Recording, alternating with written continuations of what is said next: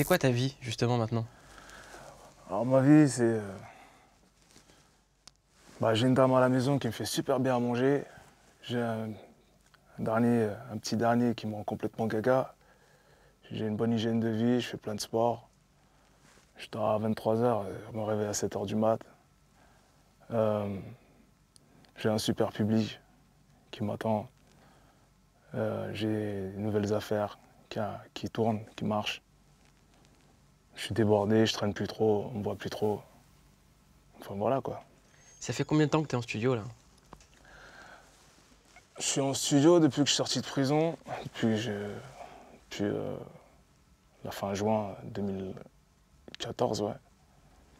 Et comme j'avais le bracelet, donc j'étais vachement restreint, surtout, j'avais pas d'autre choix que travailler, tu vois. Donc en même temps, le bracelet, c'est un mal pour un bien. Ça m'a permis de passer beaucoup de temps en famille et puis beaucoup écrire, quoi, tu vois. J'ai retrouvé le sens de la boulimie du travail, celui que j'avais à l'époque de 2004, 2005, 2006, tu vois. Parce que moi, j'aimerais bien qu'on raconte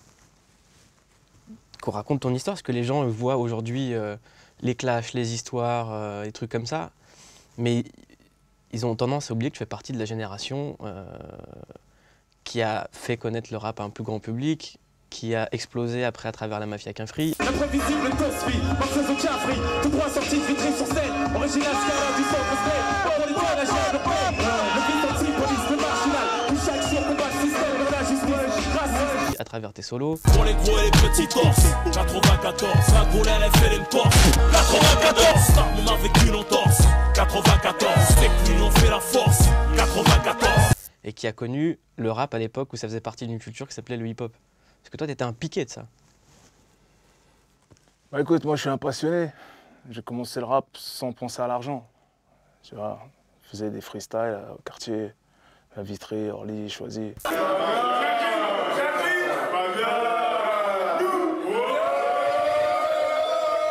Dans les caves, dans les halls, au 2000 Inzo, avec toute la mafia qu'un free. Donc ouais, on faisait vraiment le rap inconditionnellement, tu vois. C'est les manuquets, différents types qui vous ont mis dans la course? Mec, je suis plus un jeune de 20 ans, pris entre deux âges d'une France aux deux visages et pourtant... Voilà, ouais, il y avait différents types. Donc c'était les anciens. Moi j'avais déjà intégré tout ce qui était 113 clans, Parlez pas plus chinois, rebeu renois. TLJ. Hardcore, l'article 432 du code pénal. Hardcore, et le travail de bâtard d'un procureur. Hardcore, Mafia qu'un free. pense à quelqu'un pour les calouches, les harbouches, les manouches, hors galouche. Hardcore, même quand ça galoche. J'étais au milieu, quoi, tu vois. J'étais un espèce de loup solitaire, mais sur qui on pouvait compter. Et puis un jour, DJ Mehdi m'a dit, toi tu vas faire quelque chose, je le sens. Parce que j'avais vraiment la dalle, je prenais le train tout seul, je disais rien à personne. Hein. Tu sais, j'étais avec Kerry quand on l'a rencontré Mehdi. La deuxième fois qu'on l'a rencontré. Parce que vous étiez de Vitry et lui de Gennevilliers. Ouais. Donc en RER, ça faisait un sacré...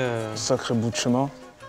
Et puis voilà, pour te dire que c'était pas l'argent, c'était vraiment la passion pour faire tout ce chemin-là jusqu'à Colombes. Et puis il me faisait des instrus, mes premières instrus. Et il m'expliquait un peu le déroulement des choses, ce qu'il attendait de moi, etc. C'est le premier qui me traduisait les textes de Nas. À partir de là, je comprenais que en rap, l'écriture devait avoir vraiment du relief, tu vois. Il fallait avoir une science dans l'écriture. Puis j'ai travaillé, j'ai fait des feats, j'ai travaillé avec Expression Directe. Mon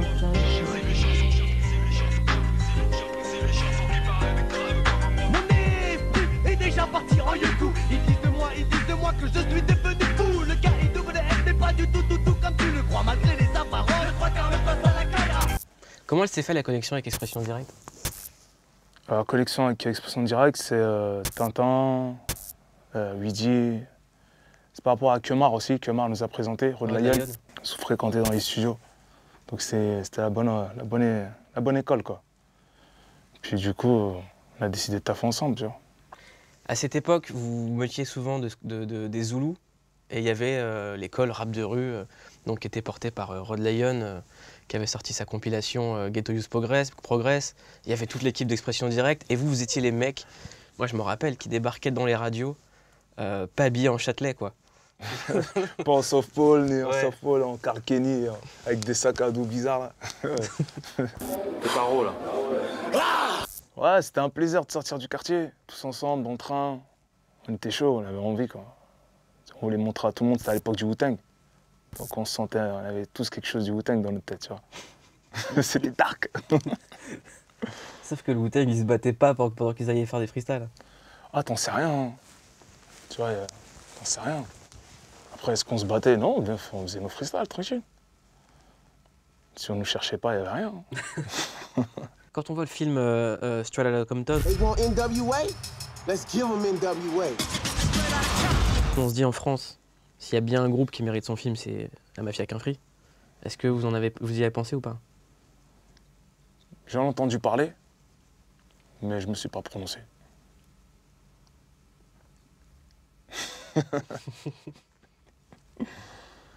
Entendu parler par qui? Non, j'ai entendu des frères autour et tout, de mon secteur du 9-4 en parler, tu vois.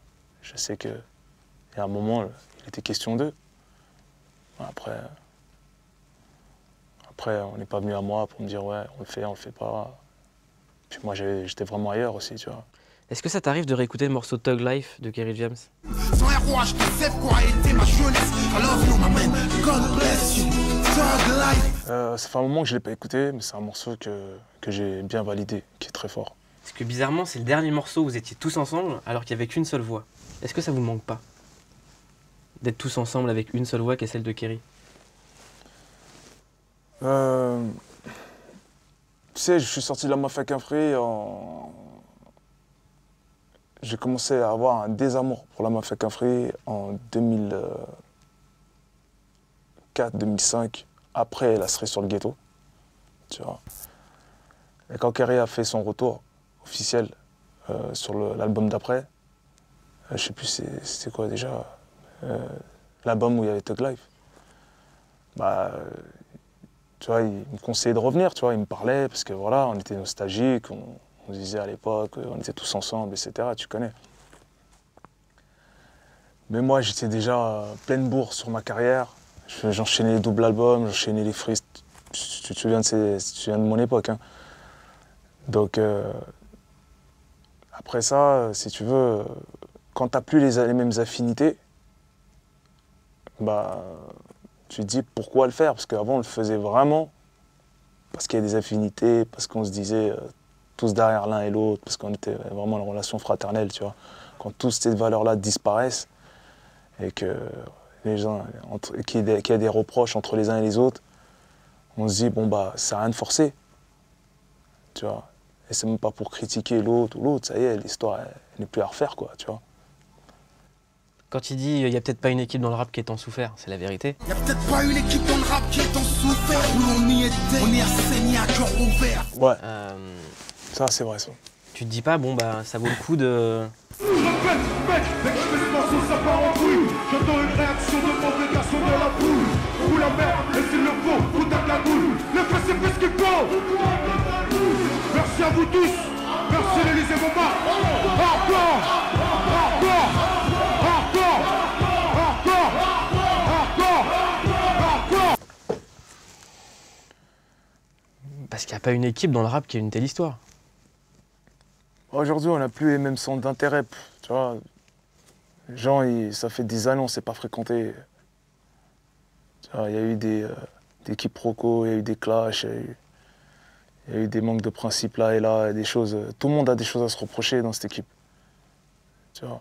Kerry le dit aussi. Alors ouais, on s'est blessé, on s'est fait du mal puisqu'aucun de nous n'est parfait. Tout le monde peut reprocher quelque chose à tout le monde. Peut-être que tout le monde doit quelque chose à tout le monde. Ouais, donc... Tout le monde doit quelque chose à tout le monde. Ouais. Moi, aujourd'hui, les vrais liens que j'ai, c'est avec Kerry James. Tu vois, parce que... Il m'a jamais dérangé, je l'ai jamais dérangé dans quoi que ce soit. Tu vois, on est très loyal envers l'un et l'autre. Le rap nous a jamais séparés. Tu vois. Oui, c'est déjà pris la tête, mais rien de grave. On fait pas la course, lui et moi. Le jour où on fera la course, là oui. Là, il pourra avoir un problème. Mais ça n'arrivera pas parce que c'est un garçon intelligent. Tu vois, et moi, je suis pas con non plus. Donc, ça risque pas d'arriver. Ça arrive quand il y a un rap game entre deux personnes. Les gens qui font la course, ils peuvent pas... Ils t'aiment par rapport à la musique. Ils t'aiment pas humainement. Ce que tu appelles le rap game, ça profite à qui? Au final, est-ce que ça profite jamais à ceux qui sont en embrouille entre eux? Ça profite au diable, le rap game. Tu sais, j'ai dit, la musique, c'est chétane. C'est tout ce que je constate, moi, perso. Tu vois. Et puis, t'as les nouvelles générations qui arrivent. Puis t'as ceux qui ont un esprit tordu, qui sont plus anciens et qui sont malveillants et qui refilent leur mentalité à ces nouvelles générations. Et puis ça tourne, ça continue, ça perdure. Moi, je suis spectateur de tout ça, hein, tu vois. Et puis, je lève le petit doigt que quand on vient vers moi, c'est tout. La dernière fois que tu as levé le petit doigt, ça s'est mal terminé dans une boutique. L'agression a eu lieu dans cette boutique d'une rue commerçante de la capitale. Un magasin de vêtements appartenant au rappeur français Booba. Son rival, le rappeur Rof, y entre avec une dizaine de personnes. Tu t'es pas exprimé là-dessus depuis cette histoire-là. Qu'est-ce qui s'est passé exactement? Dans un premier temps, je vais pas m'étaler sur cette histoire. Parce que le jugement n'est pas passé. Donc je le ferai en temps et en heure. Tout ce que je peux dire, c'est que je suis pas fier de cette histoire. Tu vois. Et pour ne rien légitimer, je me passe de donner les raisons qui m'ont mis en colère. Est-ce que c'était pour du rap ou pas? C'était pour du rap? Non. Non. Même si on pense que c'est un environnement, c'est conditionné, etc., en mon sens, non. Tu sais, il y a des choses qui dépassent le cadre de la musique. Tu vois. Et quand ça va jusqu'à diffuser ton adresse, l'endroit où tu habites, avec photo, tu vois, avec des menaces proférées en dessous les statuts, Twitter, etc., et que tu reconnais bien la rue où tu habites, donc ça dépasse le cadre de la musique et que on ne sait pas quel fou peut tomber sur ça. C'est un très mauvais engrenage. Et on risque de mettre en danger ta famille. D'accord? On ne sait pas ce qui peut arriver derrière tout ça, tu vois. Et tu grinces des dents pendant des mois et que ça continue. Et on pense que c'est un jeu, c'est pas amusant. Tu vois, voilà. Après, tout ça est regrettable. Est-ce que dans cette histoire de clash, ton pire ennemi, c'est pas toi? Bah, de toute façon, le pire ennemi de soi-même, c'est le pire ennemi dans la vie, c'est soi-même déjà, avant le rap. Tu vois. Donc moi, si tu veux, je maîtrise le sujet. Je sais juste, j'interviens quand il faut. Je me serais passé de cette histoire. Tu vois, je t'ai dit encore une fois, je suis pas fier de cette affaire. Mais au jour d'aujourd'hui, j'interviens quand il faut. Je connais les faiblesses des uns et des autres. Je sais ce qui les anime. Je sais ce qu'ils veulent. Je connais leurs complexes. Ils ont bien montré à toute la France c'était quoi leur complexe. Tu dis que tu peux pas raconter la boutique, ce qui t'a poussé à le faire et tout, mais moi j'aimerais bien que tu racontes déjà ce que tu risques. Qu'est-ce que tu risques à cause de cette affaire-là? Bah, j'ai risqué déjà les 17 mois de bracelet et les 2 mois de prison que j'ai fait. Après le reste, c'est Dieu qui dira, qui montrera. Bah, une amende. Je pense que déjà j'ai pas mal payé déjà. Tu vois, j'ai été vachement restreint dans mon travail. J'ai eu des manques à gagner, forcément. Mais j'ai fait avec, tu vois. Est-ce que le vendeur de la boutique aurait pu y passer?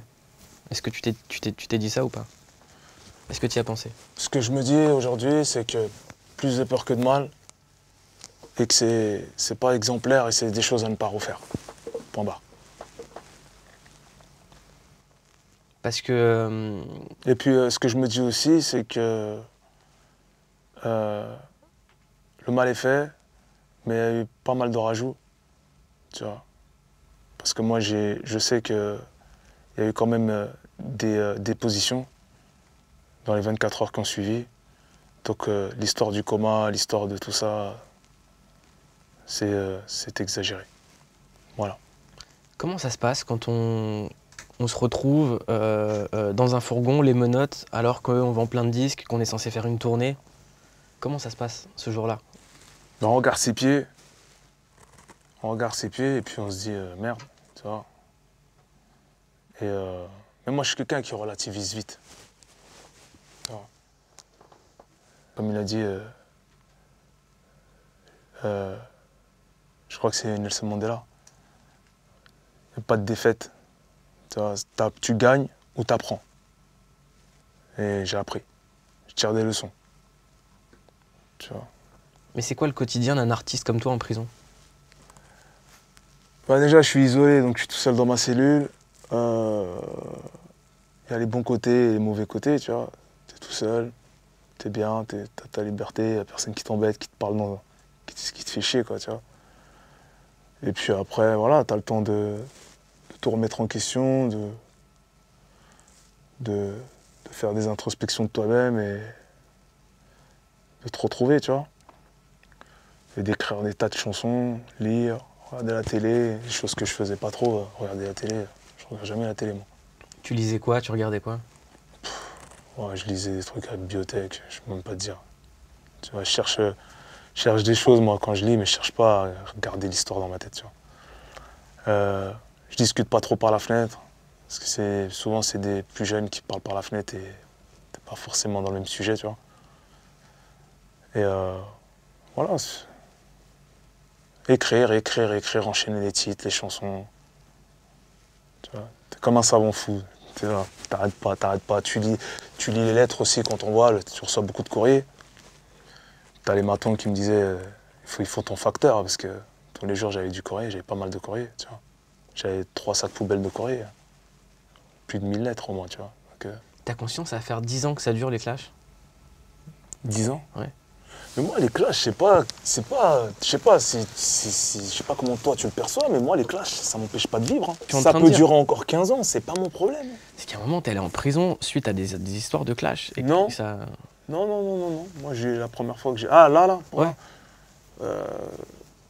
Ouais, mais ça reste des histoires humaines, pour cause.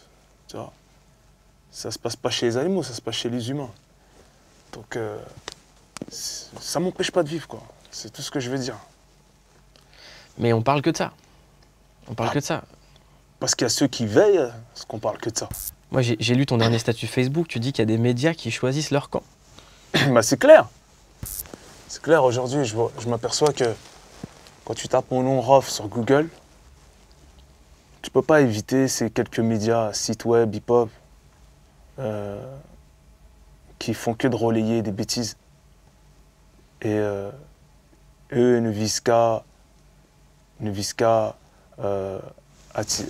faire des clics. Quand tu regardes bien, c'est leur intérêt, tu vois. Et quand tous les 4 matins, tu tapes ton nom et tu regardes, Rof, un tel ridiculise l'autre, un tel attaque l'autre, ça arrête pas. Tu te dis, mais ils sont bêtes ces mecs, c'est qui ces pigistes, tu vois, ils prennent parti, ils sont à fleur de peau, mais plus que nous même, j'ai l'impression, tu vois. Et même quand il n'y a rien, ils vont trouver quelque chose. Tu vois. Est-ce que Rof a voulu, que des trucs débiles, tu vois, bah. Et c'est eux qui nourrissent ce truc. Tu vois, ils n'arrêtent pas. Mais le jour où ils ignorent ce truc-là, les gens ils vont se concentrer sur la musique, c'est sûr. Parce que ça devient n'importe quoi. Là, on t'interviewe toi, on peut parler à Caris, on peut parler à Booba, mais à chaque fois qu'on parle à quelqu'un qui est pris dans ces histoires-là, on nous dit qu'on prend parti. Les médias prennent pas parti dans cette histoire-là. À un moment, ils relatent des faits. Toi, tu représentes pas tous les médias. Toi, tu as un discours. Un autre média te dira ouais, tu vois visiblement que tu as des gars qui sont plus pro-Rof ou pro-Intel ou pro-Caris ou pro, tu vois. Et ils le font ressentir dans leur manière de tourner leurs phrases, dans leurs articles. Tu le sens bien. Et je trouve qu'il n'y a pas assez de neutralité, tu vois. C'est tout. En même temps, quand on va sur ton Facebook, tu n'arrêtes pas.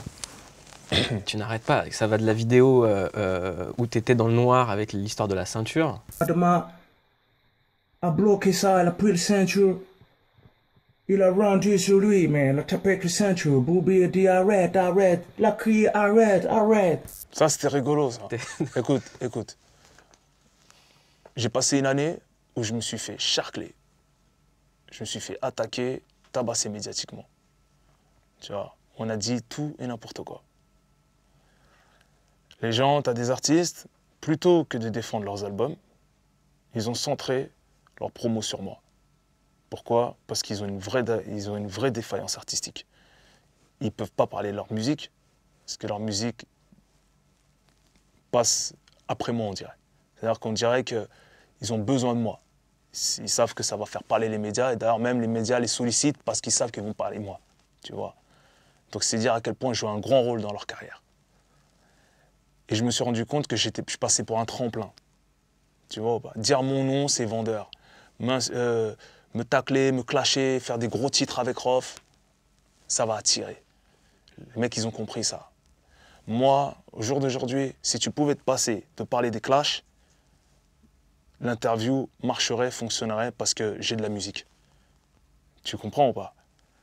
Je me suffis, j'ai fait des freestyles de 30 minutes. Je rappe par passion, plus ça ramène du cash. Depuis la sortie, 5 millions télécharges. Hein. Les mecs qui se cachent derrière le net, c'est des lâches. À monter des embrouilles entre rappeurs, mais t'as quel âge? J'ai fait des doubles albums, j'ai fait des concerts de 3 heures sans boire une goutte d'eau.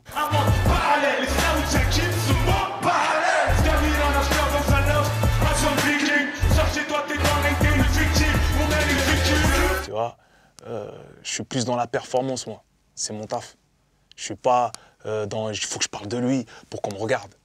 Ou pour, tu le sais très bien, je ne fais que de répondre. Je me suis accordé un droit de réponse sur cette vidéo parce que déjà, je chantais qu'on allait m'enlever mon bracelet dans pas longtemps et j'étais ligoté, bâillonné. Donc quand tu es ligoté, bâillonné et que les gens n'arrêtent pas de te taper dessus, le jour où on t'enlève les menottes, qu'est-ce que tu fais? Tu réponds moi une fois. Est-ce que c'est faute d'avoir répondu? En plus, je l'ai tourné à l'humour, puisqu'on a voulu me faire de l'humour. On n'a fait que de se moquer de moi. Tu vois. Et à un moment donné, les gens, quand ils n'arrêtent pas de t'attaquer, il y en a qui s'y mettent aussi. Il y a un morceau dans lequel tu dis « ils ne nous comprennent pas » et tu parles des médias. Ils ne nous connaissent pas. Ils ne nous connaissent pas. Ouais. Ils ne nous connaissent pas et tu parles des médias. Ouais. En disant quoi que tu fasses, quoi que tu dises, tout ce que tu vas faire sera mal interprété. Est-ce que tu en as fini avec les médias?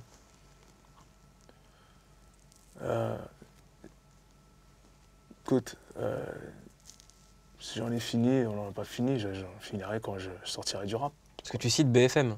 C'est donc une boutique de vêtements qui appartiendrait à Booba, le rappeur. Apparemment, ils se sont activés sur les réseaux sociaux comme ça se fait régulièrement. La victime, un jeune homme de 19 ans, a perdu connaissance. Il a rapidement été transporté dans cet hôpital. Bah, je dis remixé par BFM parce que ouais, j'estime que l'affaire de la boutique, elle a été exagérée quand même, tu vois.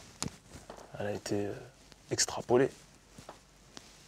Pour moi, c'était remixé. Tu vois. C'est un gros DJ chez BFM. Qu'est-ce qui a été remixé? Bah, écoute, Commando, Coma, etc. Écoute, je t'ai dit qu'il y a eu des dépositions dans les 24 heures qu'on suivi. Et une deuxième dans les 48 heures. Je les ai lues. Tu vois, bah, je suis pas en train de te dire que je suis fier de ce qui s'est passé. Je suis pas fier de ce qui s'est passé. Il n'y a rien d'exemplaire dans ce qui s'est passé. D'accord?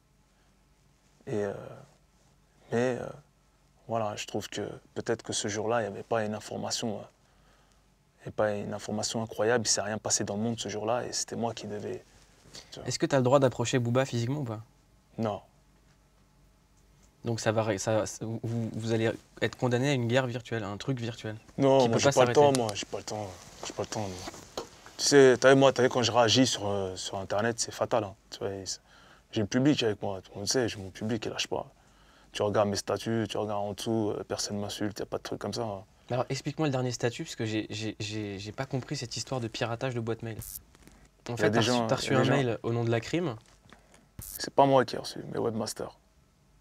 Moi, je garde du recul avec ces histoires d'Internet. Tu sais, je connais même pas mon adresse Facebook, ni Twitter.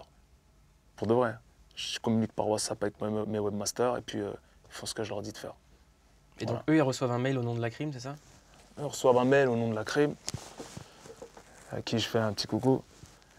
Et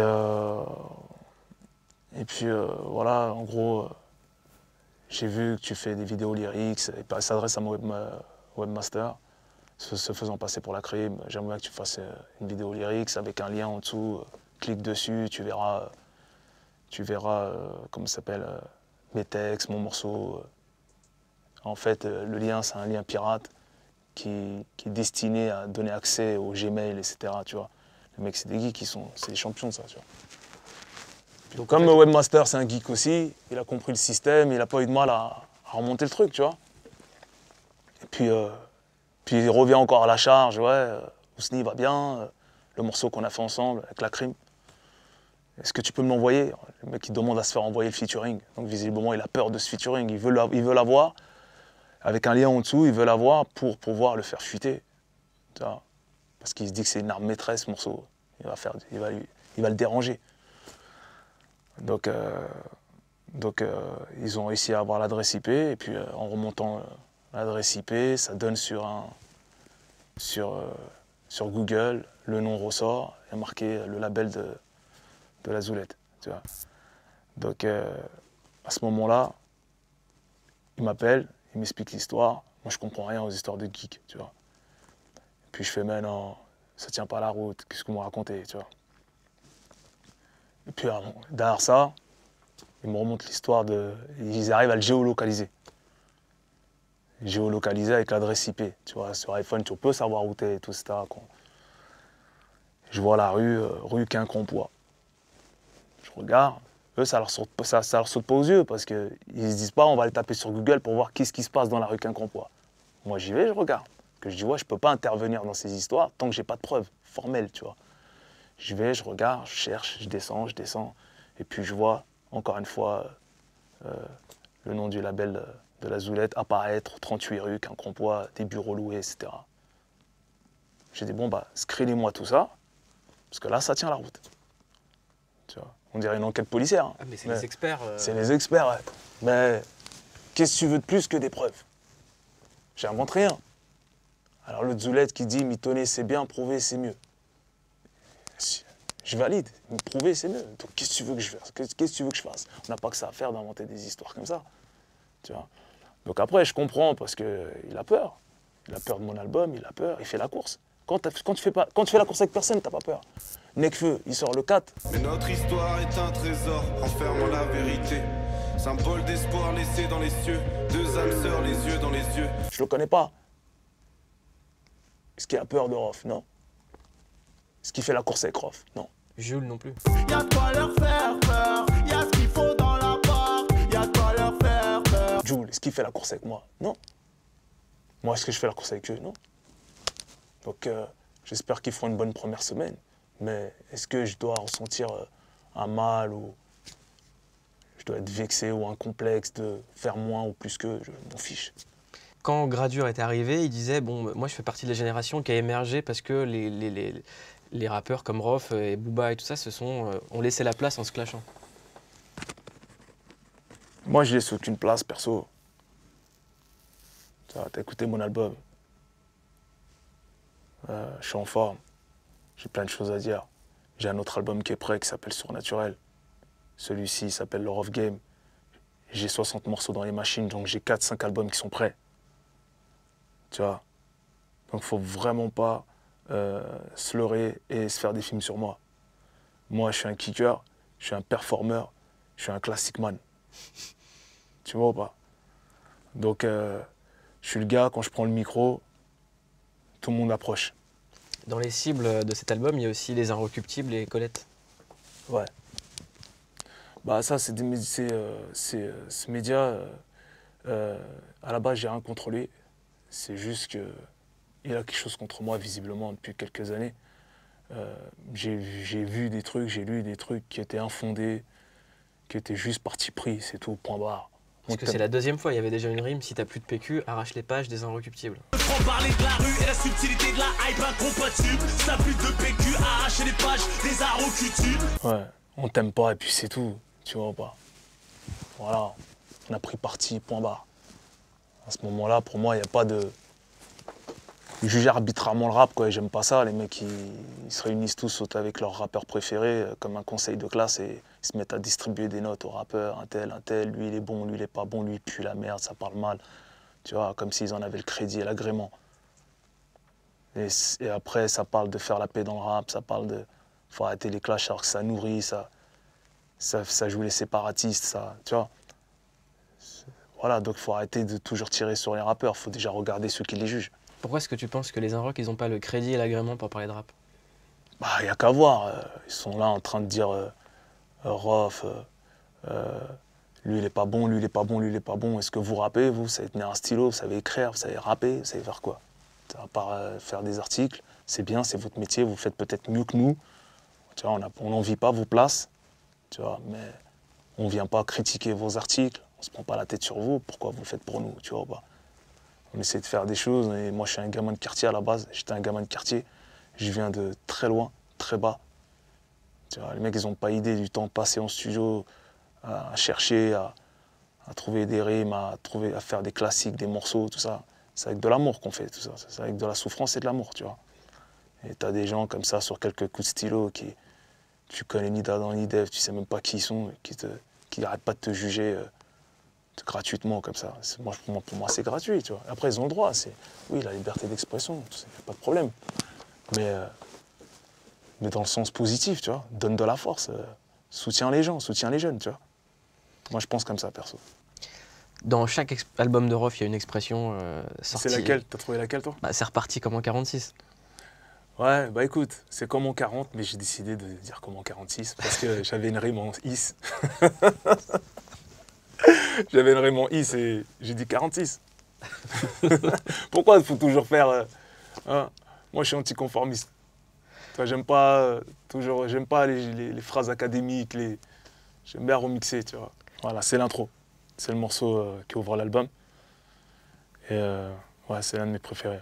T'étais content de la faire, cette vidéo du bracelet, où tu le coupais? 5, 4, 3, 2, 1, 0. Et voilà.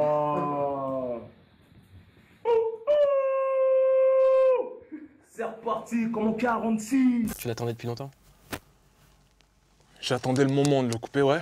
Bon, après, la vidéo, c'est pour partager, tu vois, c'est pour le vivre ensemble. C'est tout. Parce que récemment, t'allais voir des petits dans un hôpital. Ouais. Et ça, c'est des choses que tu médiatises pas du tout. J'ai pas besoin. Je le fais pour les petits, pas pour moi. Je le fais pas pour publier, pour faire de la promo dessus, Je trouve ça crapuleux, moi. Faire de la pub sur tout ce qu'on fait en œuvre de charité, en humanitaire, tout ça, non. Je suis parti parce que voilà, les petits sont en train de souffrir, sont dans des chambres isolées, ils savent pas où ils vont, ils sont innocents. Heureusement, c'est l'innocence qui fait qu'ils sont encore capables de sourire et être contents, tu vois.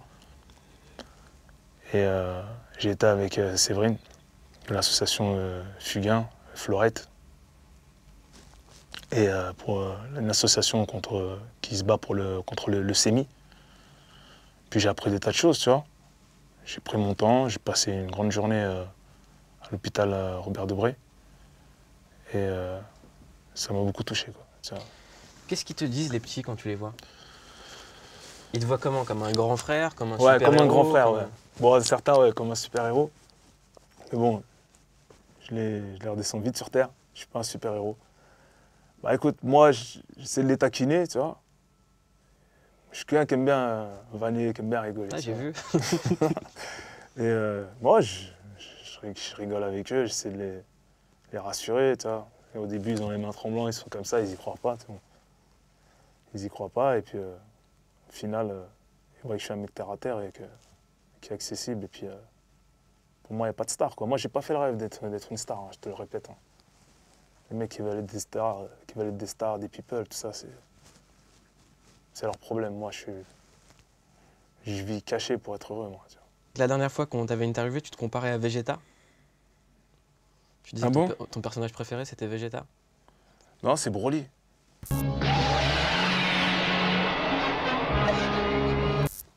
C'est Broly, c'est Ken aussi, Ken le survivant. Ken, survivant de l'enfer. Ken, souvent croise le fer. Le gars, il arrive, il sort des ténèbres. Il a ses 7 cicatrices. Moi, j'ai plein de cicatrices, donc.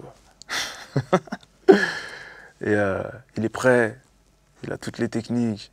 Tu vois, on ne sait pas où il s'entraîne, on ne le voit jamais s'entraîner, Ken. C'est vrai qu'on l'a jamais vu s'entraîner. Voilà, il vient de l'école au couteau. Et il détruit tous les méchants. Mais tu sais ce qui fait avancer Ken dans la vie? C'est une rupture amoureuse. Ouais, je sais. Ouais, c'est par rapport à son frère. Ouais, je la connais l'histoire. Et pourquoi Broly? Bah, Broly, elle est triste son histoire. C'est qu'ils étaient les trois alignés dans leur berceau. Et ils ont senti que ce bébé-là, quand ils étaient bébés, les trois, Vegeta, Son Goku et Broly, ce bébé-là avait plus d'énergie, tu vois, dégageait plus de cosmos énergie que les deux autres. Et le père je crois que c'est le père de Vegeta, ouais, qui avait déjà un projet pour son fils, a attrapé Broly et lui a mis des coups de couteau et l'a jeté dans l'espace. C'était dur quand même. Les dessins animés chinois, ils sont durs. Hein. Ouais, japonais. C'est cruel, hein, japonais, ouais. Ouais. Et puis quand il est revenu, bah, il avait le seum, tu vois, il avait la haine. Il avait la haine, et puis effectivement, il était plus puissant que tout le monde. Et ils ont dû s'unir. Son Goku, il a dû prendre la force de tout le monde pour le battre.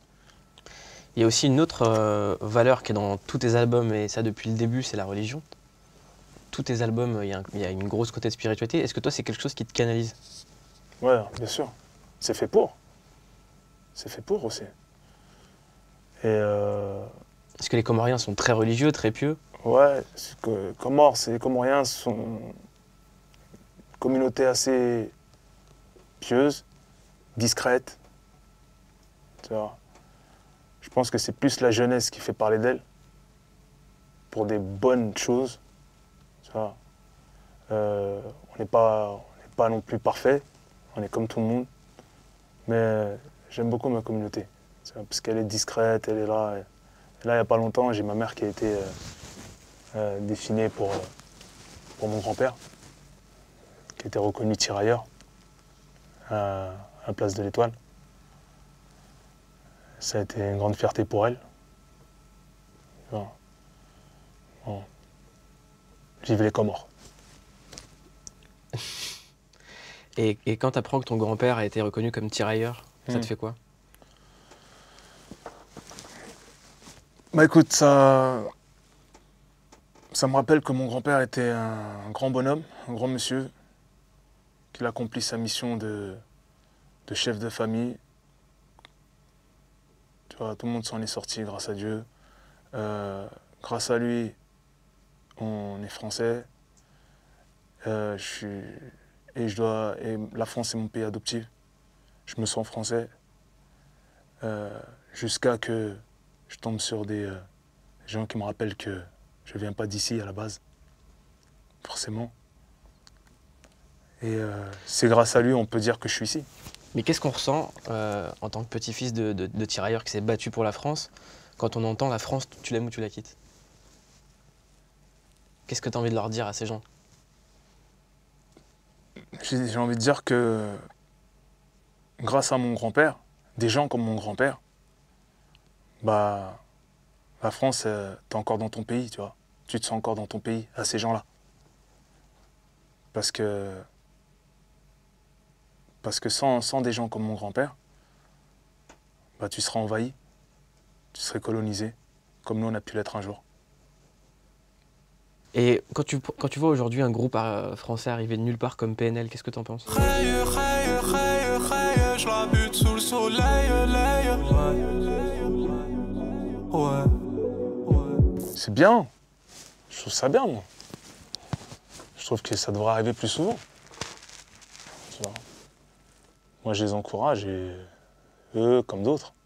Tu vois, t'as Mike Lucas qui arrive. Mike qui Lucas dit, CMC, je sais que je pourrais les berner. C'est les derniers sur le premier. Une fois premier, dois-je tuer les derniers. T'as El Caïs. Le sens du partage fait passer le sel à tous les étages. Les familles comme les cordes, plus le temps passe, plus on s'en détache. T'as un nouveau rappeur qui arrive là, super lourd. T'as La Hyène aussi qui est bon. Ouais gros, je suis en galère depuis le départ. Je connais la rapacité des halls sales. La guerre et les embrouilles pour les kilos, les grosses. On va parler du morceau avec La Crime. Ouais, tu vas écouter? Ouais. Comment il s'est goupillé? La Crime, il s'est passé en 2 temps. On a essayé sur un son où il était moins à l'aise. Tu vois, le son était bon, mais je pense que dans sa cavale, il avait plein de choses dans la tête, tu vois. Moi, je suis pas en cavale. Moi, j'ai des choses à préparer et après, je vais y aller. Je vais y aller de moi-même. Je vais pas attendre qu'on m'attrape. Il fallait qu'il se pose avec une instru qui lui convenait bien et qu'il se fasse plaisir dessus. Et donc la deuxième instru, on s'est appelé, il m'a dit c'est celle-là. Et là, il était de l'autre côté de la Méditerranée, il s'est fait plaisir. J'ai dit c'est ça que je voulais de toi. Je voulais du Lacré, mon forme. Tu vois. Vous étiez chacun à distance? Vous ne l'avez pas fait ensemble, le morceau? Alors, le premier, on était ensemble. Le deuxième... À l'endroit de sa cavale ou en... Ouais, aussi pendant sa cavale.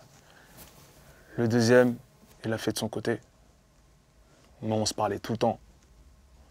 Et puis voilà, on a trouvé le truc. Moi, j'ai fait le refrain, j'ai fait ma partie. Et voilà. Il y a une tradition sur tous tes albums, c'est les longs morceaux. Les quartiers désunis se réunissent pour saluer ta mémoire, énumérer tes qualités, raconter tes histoires, partager avec toi. Je m'étais pas rendu compte à quel point je tenais à toi et c'est toujours comme ça. Est-ce que c'est des morceaux que tu fais d'une traite, ceux-là? Ouais. Tu les as écrits d'un coup? Ouais, je me mets derrière le micro, je trouve 4 phrases, j'enchaîne jusqu'à que ce soit fini, tu vois. Je fais comme ça. Un peu comme il fait Lil Wayne, quoi. Puis voilà, comme j'écris pas mal, j'ai toujours des paragraphes sur le côté, tu vois.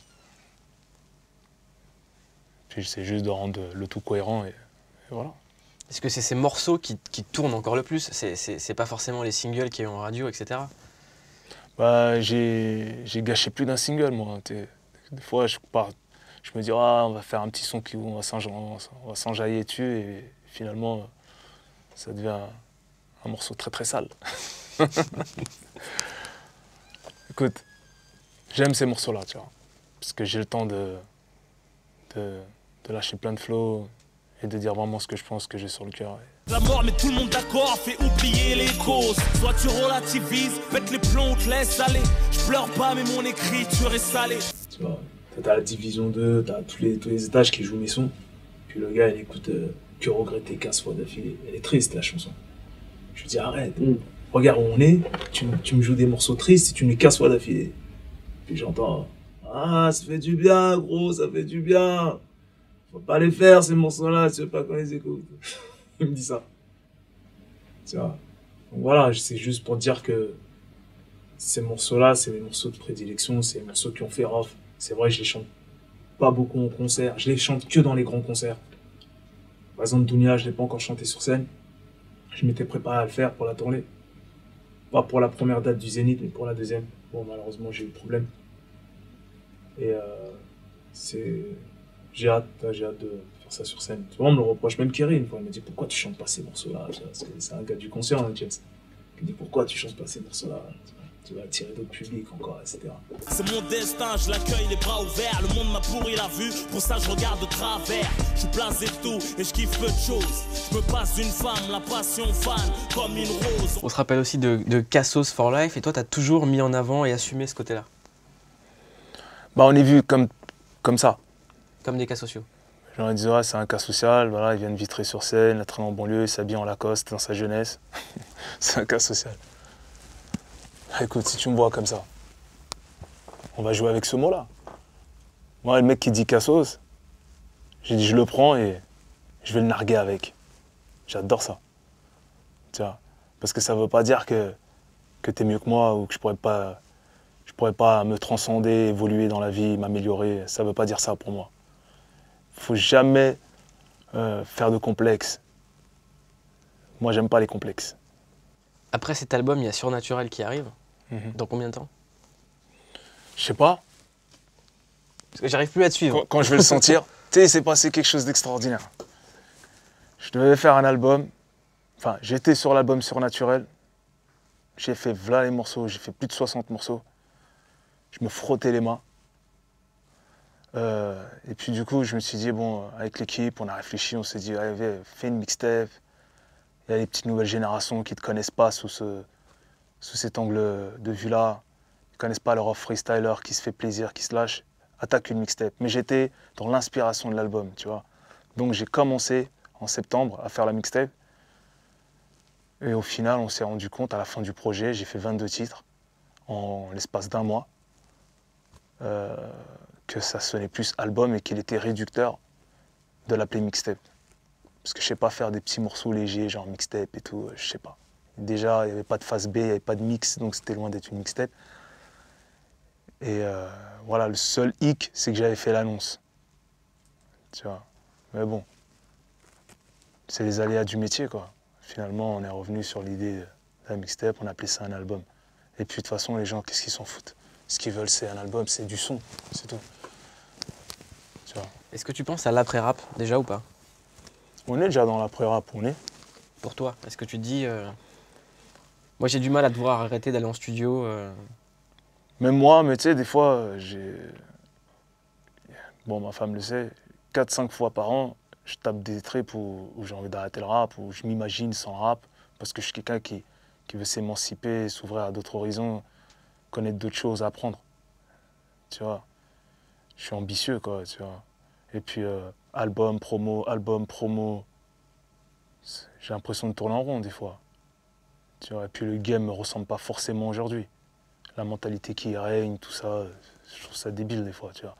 Après, voilà, des fois, tu vas lever le doigt pour dire « Oh, Coco, tu vois, respectez-moi, tu vois. » Mais en vérité, c'est pas un truc qui me branche autant qu'avant. Aujourd'hui, je le fais parce que je sais le faire bien. Une fois que je suis dans le bain, je suis passionné. Tu le sentiras dans ma façon de rapper. Et aussi pour faire plaisir à mon public. J'ai presque envie de te dire qu'aujourd'hui, je le fais vraiment pour mon public. Avant, j'avais plein de choses à me prouver. C'est pour ça que je faisais des doubles albums quand d'autres faisaient des simples. C'est pour ça que je faisais des freestyles de 35 minutes quand d'autres faisaient 3 minutes. Je chantais 3 heures sur scène quand d'autres faisaient 1h30. Je faisais toujours 3 fois, 10 fois plus que tout le monde. Tu vois pas? Parce que j'avais plein de choses à me prouver. Aujourd'hui, je ressens plus trop ce sentiment-là. Au niveau du rap, en tout cas. Tu vois? Et le rap, c'est comme le vélo, ça se perd pas. Donc ceux qui pensent que j'étais fini, c'est vous qui êtes fini, en fait. Tu te vois faire quoi s'il n'y a pas le rap? Ouais, je me vois devenir un gros businessman, industriel, dans la téléphonie, tu vois. Rof lance son modèle de smartphone en association avec la marque française Danyu. Le surnaturel R500 sera disponible le mois prochain. Pour 300 €, les fans de Rof y trouveront des fonds d'écran, une application de selfie pour poser avec le rappeur, ainsi qu'un titre inédit. Après les rubriques musique et faits divers, Rof est le premier rappeur français à faire parler de lui dans les pages high-tech. Ouais, j'ai dans le monde, m'asseoir avec homme d'affaires, discuter de choses et d'autres. C'est comme ça que je me vois, perso. Donc ça fait partie du plan? Ouais, écoute, tout le monde a un business plan, tout le monde a un plan vie. Donc, il y a des brèches qui s'ouvrent comme ça, tu vois. Je suis un self-made man. Donc, un self-made man, il est à l'affût de tous les bons plans. C'est un opportuniste. Et tout ça, je l'ai fait avec mes mains, grâce à Dieu. Je l'ai volé à personne. Tu vois, ça, c'est le cheminement de toutes ces années de studio, de toutes ces performances, tous ces classiques, tout ce travail, toute la force que le public m'a donnée. Et je lui en suis très reconnaissant. Et c'est pour ça que dehors, il n'y a pas de star. Tu vois. Donc, ouais, pour moi, c'est une suite logique. Et quand tu parles de self-made man, il y en a un qui a grandi dans la galaxie Mafia qu'un fric, qui est Dawala, qui était beaucoup avec vous à ses débuts, etc. Comment tu regardes aujourd'hui l'empire qu'il a monté, Watibé, section d'assaut et tout ça? Je lui dis bravo, je lui tire mon chapeau. Même si je dirais que il y a niveau musique, c'est pas spécialement ce que moi je fais, mais sur le plan entrepreneuriat, tout ce qu'il a réalisé, je lui tire mon chapeau et je peux que soutenir. Au même titre qu'un Jay-Z soutient un Didi, puis Didi soutient un Jay-Z là-bas, ou un Dr. Dre, on doit se donner de la force. Et il pense comme moi, voilà, tu vois, on se l'est dit. Voilà, il y a une période où on ne s'est pas parlé, on s'est pas trop parlé, pour des raisons futiles, mais on est des grands garçons. Et on sait d'où on vient. Regarde, elle m'avait invité sur sa compilation PSG, quand on n'était rien du tout, lui et moi. Et aujourd'hui, voilà, on a l'idée d'unir les forces et c'est bien. Je valide, lui, Malade, Ernest, tous les gens qui viennent des quartiers, qui ont construit quelque chose comme ça, qui font parler d'eux et je leur donne de la force. Donc il y a une union à créer entre tous ces entrepreneurs qui viennent de là. Ouais, en tout cas, quand il faut soutenir, c'est tout. Tu vois, ça a été tellement difficile d'en arriver là. que c'est pas le moment de serrer dans les pattes, quoi, tu vois. C'est clair. Tes enfants, ils grandissent dans quel état d'esprit? Bah, ils savent que papa est connu, mais ils ont du caractère. Ils sont hyper actifs. T'as mal à la tête. On va dire, ah, les chiens font pas des chats. Ils sont bons à l'école? Franchement, ils sont bons à l'école. Tu vois, ils ont des moments très attentifs à ça, et sur ça, je suis bien. C'est la culture du résultat. Ça bosse pour du résultat, quoi. Pour du 19, du 20. Et quand ça fait 16, c'est pas content. C'est rassurant. Donc tu veux qu'ils aient tout sauf la vie que tu as eue toi? Ah, c'est sûr. Leur revient tout ce dont la vie m'a privé. Tu vois. Après, c'est facile de faire des enfants, mais c'est plus difficile de les élever, tu vois. Il faut toujours être près d'eux, être proche d'eux. Tu sais, j'ai des histoires compliquées, moi. J'essaie de composer avec, de faire du mieux possible pour que tout se passe bien. Même quand des fois mes choix paraissent durs, mais le temps arrange mieux les choses que les êtres humains. On pose toujours la même dernière question à tout le monde. C'est quoi ta définition d'une clique? Une clique?